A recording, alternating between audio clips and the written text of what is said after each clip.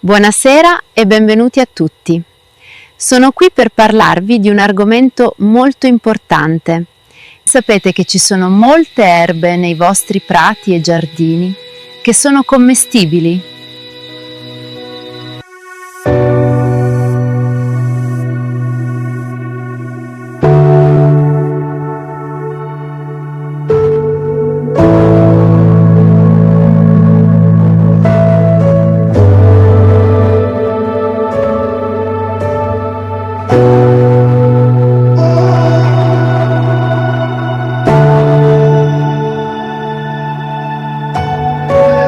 E sono anche molto buone. Oggi spieghiamo come riconoscerle, come seminarle e come eventualmente prepararle per il consumo. A presto!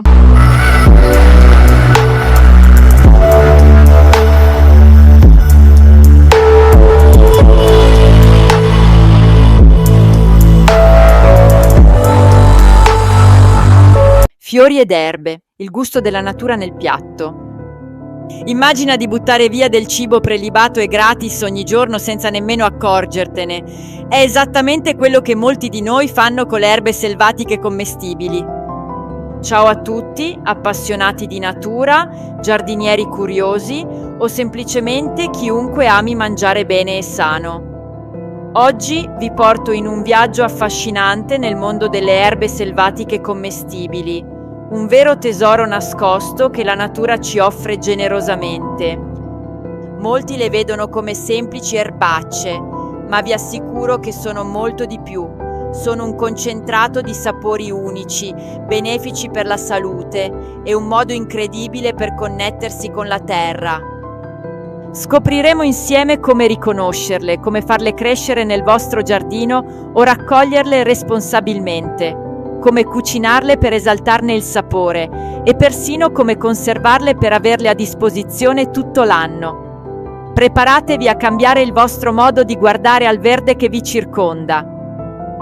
Il valore delle erbe selvatiche è spesso sottovalutato. Pensateci, la natura ci offre gratuitamente una farmacia e una dispensa a cielo aperto. Queste piante sono resilienti, ricche di nutrienti che a volte superano quelli delle loro cugine coltivate e portano in tavola sapori autentici, dimenticati o sconosciuti a molti.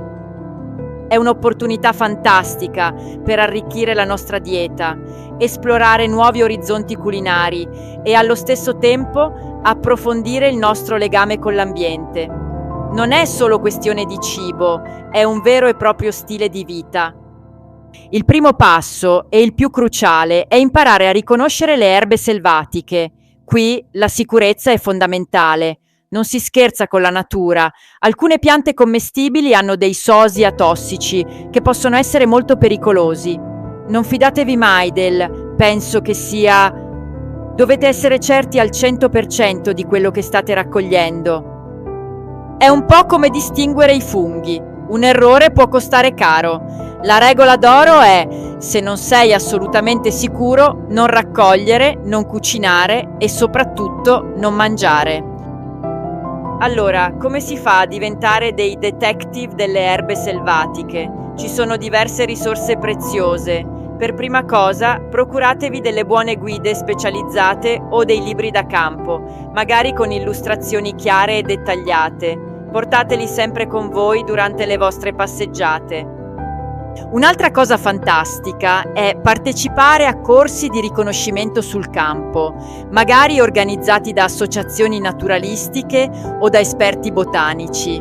Lì potrete toccare con mano, annusare e, sotto stretta supervisione, imparare a distinguere le piante in modo sicuro. E non esitate mai a consultare esperti.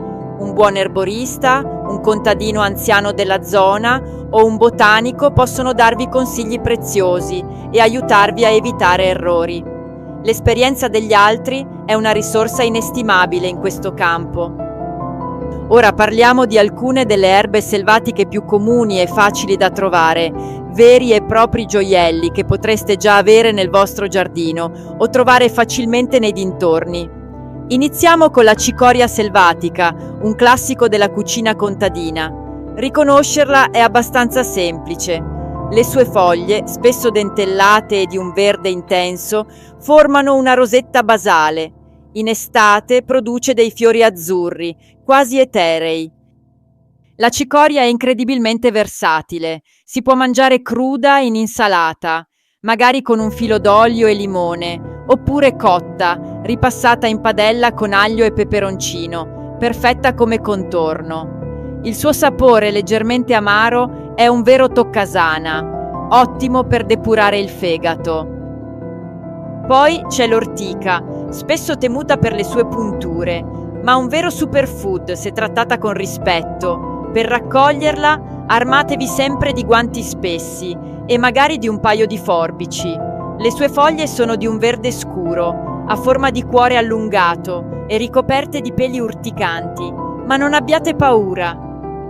Una volta sbollentata o cotta, l'ortica perde completamente il suo potere urticante e rivela un sapore delicato, quasi simile agli spinaci, ma con un retrogusto più terroso e profondo. È famosa per le sue proprietà depurative e rimineralizzanti, ricca di ferro e vitamine. È squisita in zuppe, farrotti e risotti, ripieni per torte salate o come base per un pesto alternativo. Non possiamo non parlare del tarassaco o dente di leone. Chi non ha mai soffiato sui suoi soffioni? Ma prima che diventi un soffione, il tarassaco è una pianta straordinaria. Le sue foglie, come dice il nome, sono profondamente dentellate e i suoi fiori giallo brillante sono inconfondibili. Tutte le parti della pianta sono commestibili. Le foglie giovani sono eccellenti crude in insalata, mentre quelle più mature, un po' più amare, si possono sbollentare e ripassare. I fiori sono bellissimi da aggiungere alle insalate per un tocco di colore o per preparare una deliziosa marmellata. Persino le radici, tostate e macinate, possono diventare un ottimo sostituto del caffè, un po' come la cicoria. Poi abbiamo il prezzemolo selvatico. Non è comune come la cicoria o il tarassaco, ma se lo trovate è un'ottima aggiunta. Assomiglia molto al prezzemolo coltivato, ma spesso le sue foglie sono più piccole e il suo profumo più intenso. È ottimo per aggiungere una nota aromatica a qualsiasi piatto, dalle frittate ai sughi. Attenzione però, il prezzemolo selvatico va distinto da altre piante della famiglia delle Apiaceae, come la cicuta, che sono velenose. Di nuovo la parola d'ordine è sicurezza e conoscenza. Infine la borragine, una pianta bellissima e deliziosa, facile da riconoscere per le sue foglie pelose e i suoi fiori a stella di un blu intenso e vibrante. Ha un sapore fresco che ricorda vagamente il cetriolo, il che la rende perfetta per le insalate estive o per aromatizzare bevande. Ma è anche deliziosa fritta in pastella, come si usa in alcune regioni d'Italia, oppure usata per ripieni e minestre. Quando raccogliete queste meraviglie, è fondamentale farlo in modo responsabile e sostenibile. Non si tratta di saccheggiare la natura, ma di prenderne in prestito quello che ci offre. Raccogliete solo ciò di cui avete bisogno e non più del 10-20% della pianta, in modo che possa rigenerarsi. Lasciate sempre una parte delle piante intatte per garantire la loro sopravvivenza e riproduzione. E soprattutto scegliete bene il luogo di raccolta. Evitate assolutamente le zone inquinate, come i bordi delle strade trafficate, i campi vicino alle fabbriche o le aree dove sapete che vengono usati pesticidi o erbicidi. Le piante assorbono tutto dal terreno e dall'aria e noi vogliamo mangiare erbe sane, non cocktail chimici. Cercate boschi, prati incontaminati, aree rurali lontane da fonti di inquinamento. Mostrate sempre rispetto per l'ambiente e gli ecosistemi locali. Un raccoglitore responsabile è un custode della natura. Ma se non avete un prato incontaminato a portata di mano, o se preferite avere le vostre erbe a portata di mano, sappiate che molte di queste meraviglie selvatiche possono essere coltivate direttamente nel vostro giardino o anche in vaso sul balcone. Non tutte ovviamente, ma molte si adattano bene. Fare una piccola ricerca sulle esigenze specifiche di ogni pianta è essenziale. Alcune amano il sole pieno, altre preferiscono la mezz'ombra. Alcune richiedono un terreno ben drenato, altre un po' più umido. Generalmente le erbe selvatiche sono piuttosto resistenti e non hanno bisogno di molte cure, il che le rende perfette anche per i giardinieri principianti. Immaginate di avere borragine fresca per l'insalata o cicoria per la cena, a pochi passi dalla vostra cucina. Una volta raccolte o coltivate, come le conserviamo per godercene il sapore tutto l'anno? Il modo più semplice è consumarle fresche, ovviamente. Aggiungetele subito alle vostre insalate, ai vostri contorni, per dare un tocco di sapore e freschezza che non ha eguali. Ma se ne avete in abbondanza o volete conservarle per i mesi invernali, ci sono diverse tecniche. L'essiccazione è un metodo antico e molto efficace. Potete essiccare le erbe all'aria aperta, in un luogo fresco, asciutto e ben ventilato, magari appendendole a mazzetti. Oppure, se avete fretta, potete usare il forno a una temperatura molto bassa, intorno ai 40-50 gradi, con lo sportello leggermente aperto per far uscire l'umidità. Le erbe essiccate concentrano i loro sapori e sono perfette per preparare tisane, brodi, zuppe o per condire i vostri piatti. Pensate a un infuso di ortica essiccata in inverno, un vero elisir di benessere. Un altro ottimo metodo è la congelazione. Molte erbe si congelano splendidamente, mantenendo gran parte delle loro proprietà nutritive e del loro sapore. Potete tritarle e congelarle in vaschette per il ghiaccio con un po' d'acqua o olio, oppure semplicemente congelare le foglie intere in sacchetti per alimenti. Questo è l'ideale per erbe come l'ortica o la borragine, che potrete poi aggiungere direttamente ai vostri cereali come farro orzo, avena cotti o minestre. E veniamo alla parte più divertente, come usarle in cucina. Le erbe selvatiche offrono una gamma incredibile di sapori e consistenze. Alcune sono amare, altre dolciastre, altre ancora con sentori speziati o terrosi. Possono essere usate sia crude che cotte e ognuna ha il suo modo migliore per esaltarne le qualità. Prendiamo l'ortica, per esempio. Dopo averla sbollentata per eliminare il pizzicore, potete usarla per preparare un risotto, o meglio, farrotto cremoso, magari con un po' di formaggio e noci, oppure un ripieno saporito per i ravioli o le torte salate. È fantastica anche per una vellutata depurativa. Il tarassaco, come accennato, è perfetto per insalate fresche con le foglie più giovani. Le foglie più mature invece possono essere ripassate in padella con aglio, olio e peperoncino, un contorno rustico e saporito. E se siete avventurosi, provate a tostare le radici per un caffè dal sapore unico. La cicoria selvatica, con il suo amaro caratteristico, è eccezionale ripassata in padella con l'aglio, o utilizzata per arricchire frittate e torte salate. Nelle regioni del sud Italia è spesso abbinata ai legumi, come le fave, in piatti tradizionali che sono un vero concentrato di sapore e salute. E la borragine. I suoi fiori blu sono una meraviglia nelle insalate, mentre le foglie giovani possono essere usate per un tocco di freschezza. Ma il vero spettacolo sono le foglie fritte in pastella, un bocconcino croccante e saporito che stupirà i vostri ospiti. Potete anche usarla in ripieni o per dare un tocco esotico a un semplice brodo vegetale. Insomma, riscoprire le erbe selvatiche è un'opportunità meravigliosa per portare in tavola sapori autentici, spesso dimenticati, e per arricchire la nostra dieta con un concentrato di benessere naturale. È un modo per riconnetterci con la natura, per imparare a osservare e apprezzare la biodiversità che ci circonda e per aggiungere un tocco di avventura alla nostra cucina. Non è solo cibo, è cultura, è storia, è salute, è un'esperienza sensoriale completa. La portulaca. È una miniera di omega 3, ha quelle foglioline grasse e succulente che in insalata sono una meraviglia. Caratteristiche: fusto rossastro e carnoso, foglioline verdi, grasse, succulente.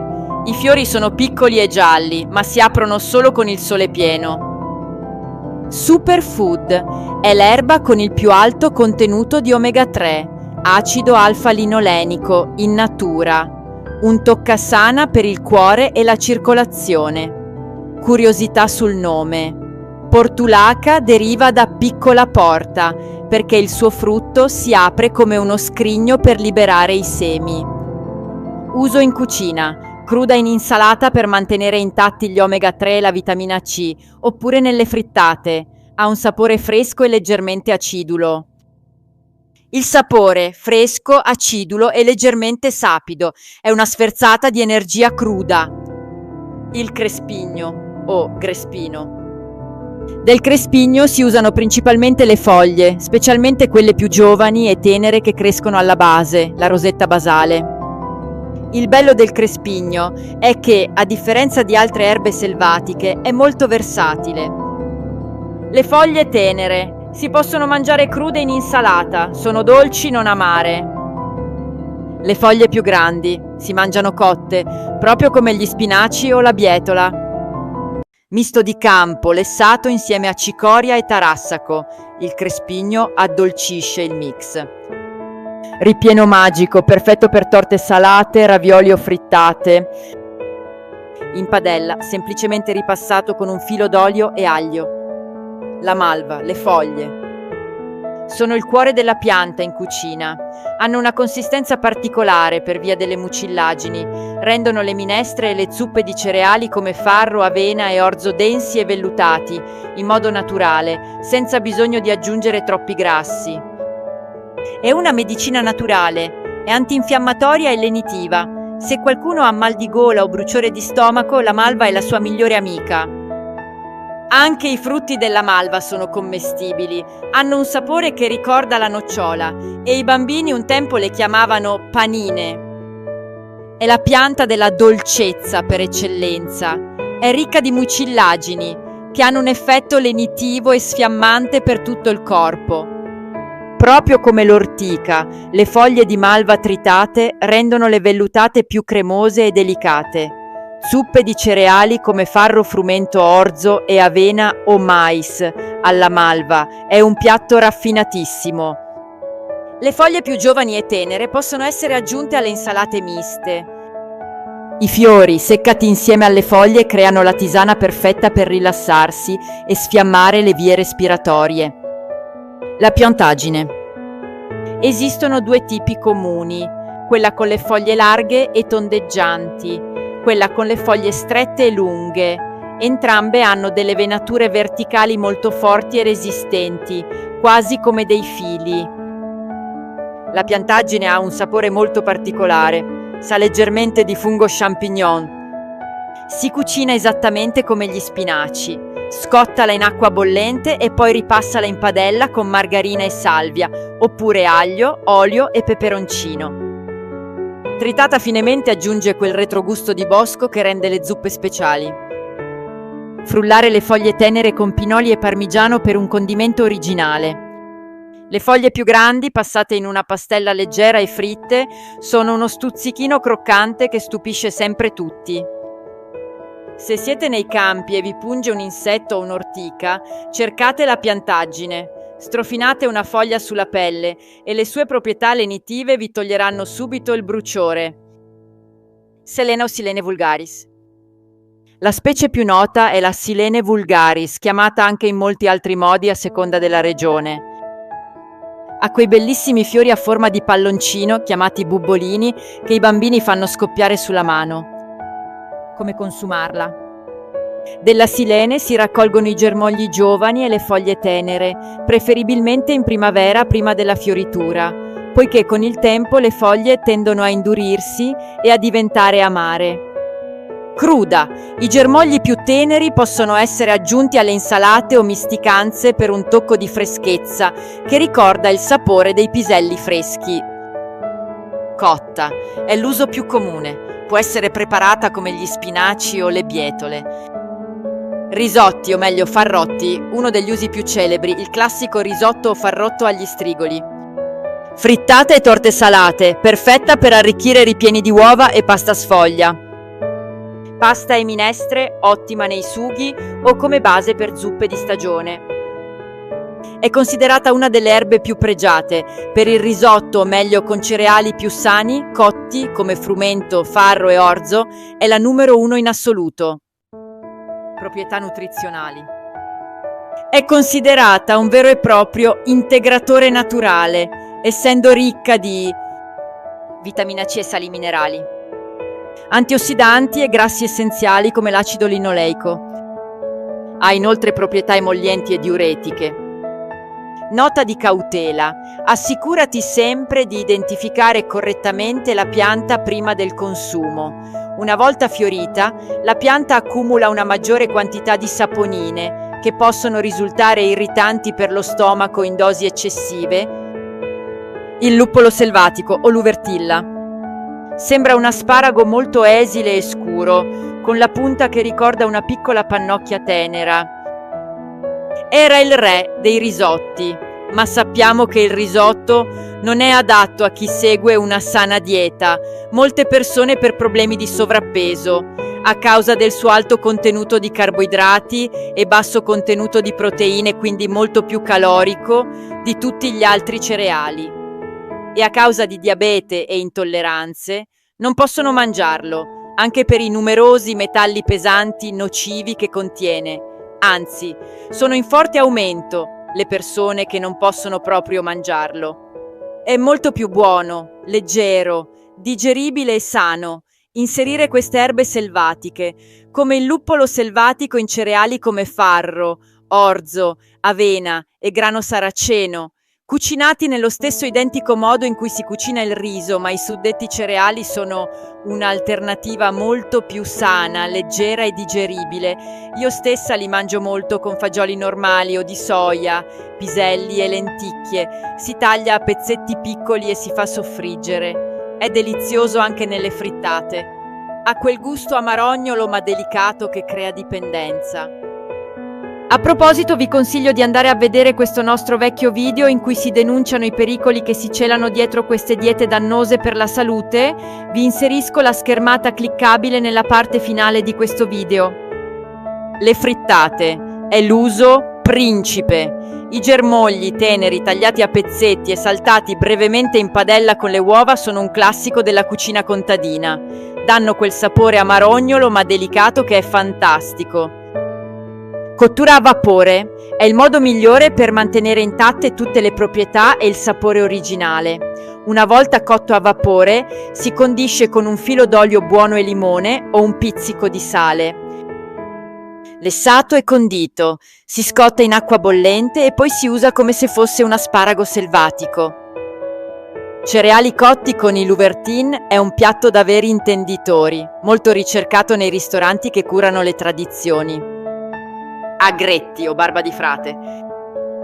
La barba di frate, nota anche come agretto, è una pianta succulenta tipica del bacino del Mediterraneo. Si presenta come un mazzetto di foglie filiformi, lunghe e sottili, di un verde smeraldo intenso.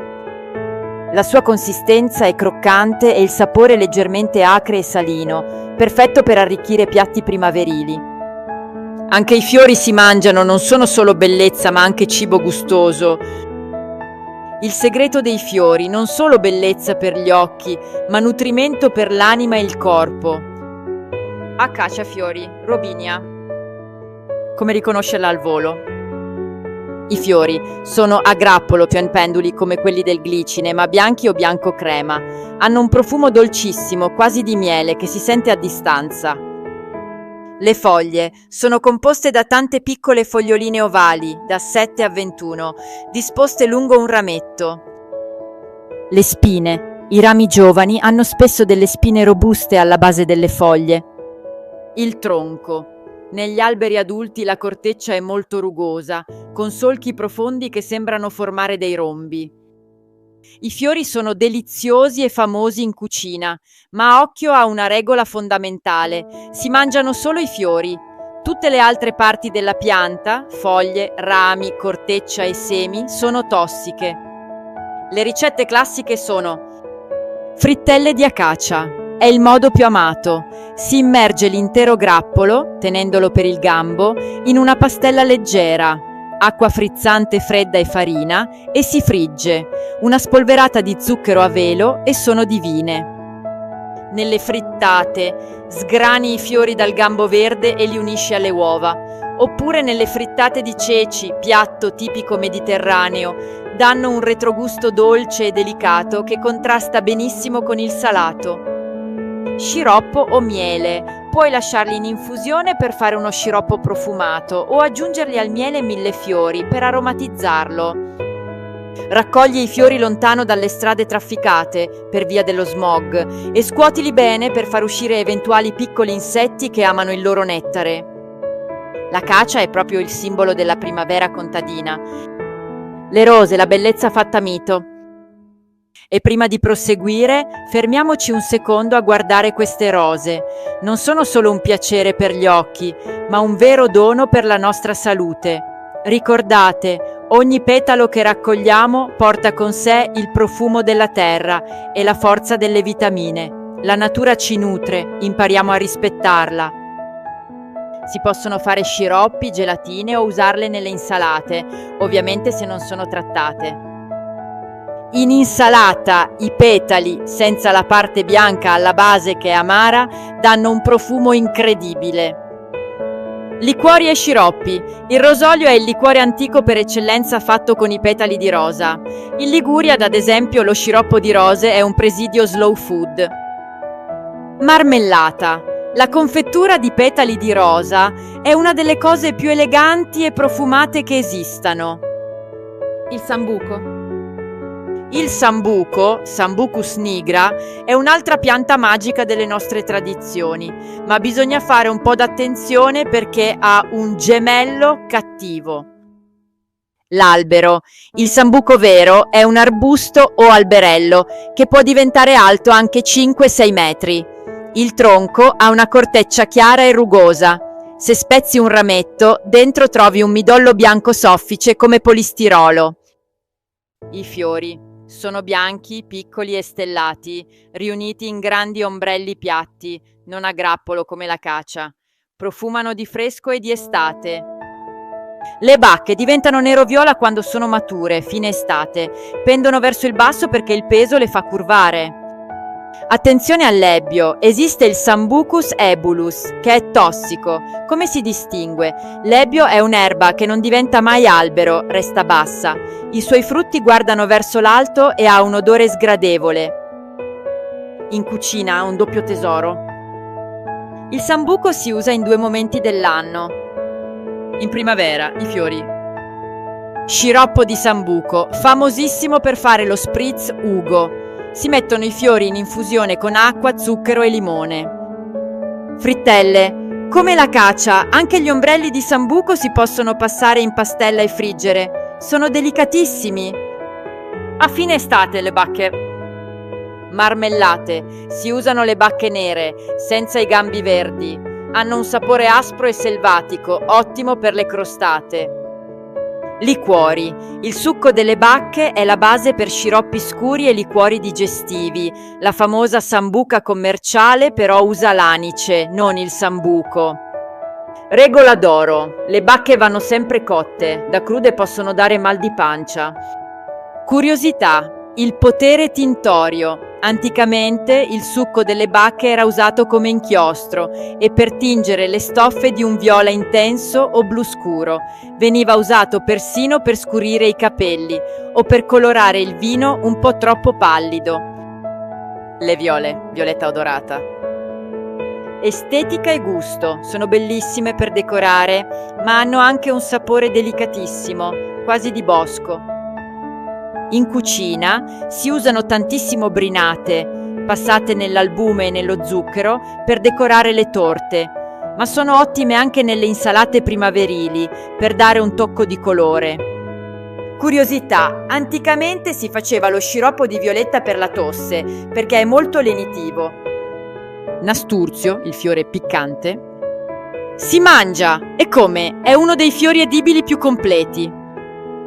Il sapore, sorpresa. Il nasturzio ha un sapore pepato, simile al ravanello o alla rucola. È perfetto per dare carattere a un'insalata semplice. tutto commestibile. Del nasturzio si mangiano i fiori, le foglie e persino i boccioli ancora chiusi, che messi sott'aceto diventano simili ai capperi.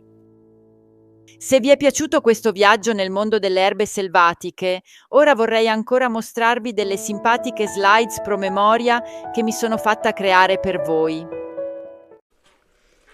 Regole d'oro del foraging. Identificazione. Raccogli solo ciò che conosci con assoluta certezza. La sicurezza è la prima regola del foraging. Luoghi puliti. Evita i bordi delle strade e le zone inquinate, come abbiamo fatto vedere. Cerca prati incontaminati lontano dallo smog. Sostenibilità. Prendi solo il necessario, lascia sempre fiori per le api e per la riproduzione della pianta. Fiori da gustare, acacia, dolce e profumata, perfetta per frittelle indimenticabili. Borragine, un tocco di blu che sa di cetriolo e freschezza. Violetta, la regina dei dolci e delle decorazioni eleganti. Saggezza della raccolta. 1. Rispetto. Non raccogliere mai più del necessario, lascia i fiori per le api. 2. Purezza. Scegli luoghi lontani dalle strade e dallo smog cittadino. 3. Conoscenza. Raccogli solo ciò che sei certa o certo di conoscere al 100%.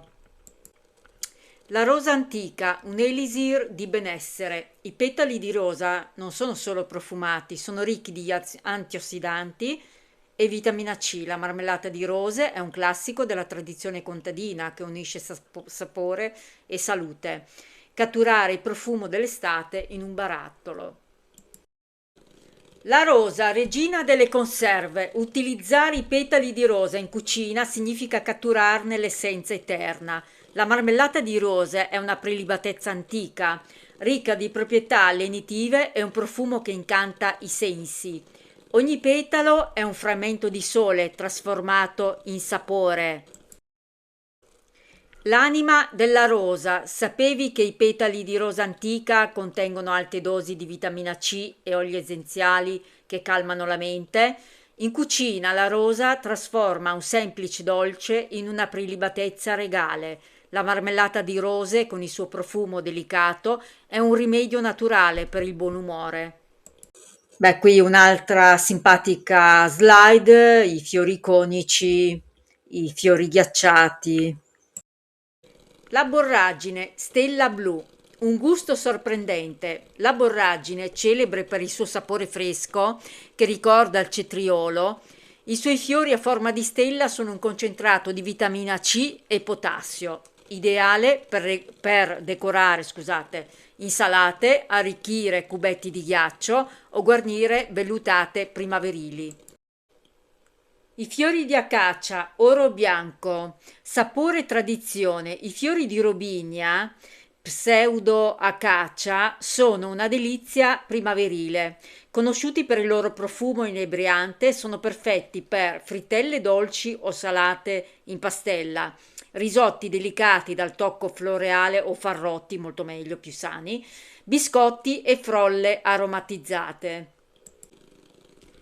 Concentrazione di vitamina C, la borragine fiori, il 90%, rosa canina l'85%, il tarassaco 60%, l'arancia in confronto il 50%. Antiossidanti naturali, il potere dei pigmenti. I colori vivaci dei fiori eduli non sono solo belli da vedere, indicano la presenza di potenti fitochimici come flavonoidi e antociani, essenziali per contrastare l'invecchiamento cellulare. La terra ride nei fiori e noi impariamo a nutrirci del suo sorriso, liberamente tratto da Ralph Waldo Emerson. Ritorno alla natura. Cucinare con i fiori è un gesto d'amore verso noi stessi e verso la terra che ci ospita. Grazie per aver seguito questo viaggio. Spero che questo video vi sia stato utile, fateci sapere nei commenti cosa ne pensate e soprattutto dateci ulteriori suggerimenti se ne abbiamo dimenticate qualcuna. A presto!